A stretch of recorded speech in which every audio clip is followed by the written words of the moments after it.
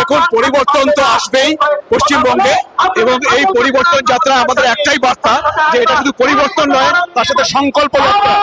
যে পশ্চিমবঙ্গের যে অবস্থা অপরাধের জন্য হয়েছে, যে এখানে শিল্প নেই, বেকার যুবকদের চাকরি নেই, চারিদিকে দুর্নীতি, শিক্ষার এই অবস্থা খারাপ, স্বাস্থ্যের এই হাল, এই সবকিছু পরিবর্তন আসতে হবে। সব থেকে বড় কথা, এই সন্দেশখালীতে আপনি জানেন মা বোনদের কোনো নিরাপত্তা ছিল না, এবং সেই মা বোনদের কিন্তু পশ্চিমবঙ্গ জুড়ে নিরাপত্তা আবার ফিরিয়ে আনার জন্য, বাঙালির গর্ব গৌরব আবার পুনরুদ্ধারের জন্য এই পরিবর্তন যাত্রা, এবং সেটা হচ্ছে বিজেপি সরকার এসে সেটা করে দেখাবে। তো সন্দেশখালীতে দেখুন, সন্দেশখালীতে যা হয়েছে শুধু শুধু সন্দেশখালী বা বসিরহাটের মানুষ নয়, পুরো ভারতবর্ষের মানুষ জানে।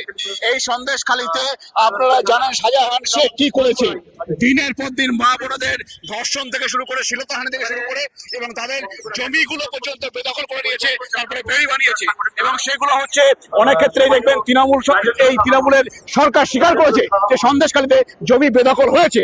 তো এই সন্দেশখালীতে যে অপশাসন, সেই অপশাসনকেও মুক্ত করা হবে, যে সাথে শাহজাহান শেখের যে দৌরাত্ম্য চালিয়েছে সেটা আজ যেন কখনো এই সন্দেশখালী শুধু নয়, পশ্চিমবঙ্গে কোথাও ফিরে না আসে।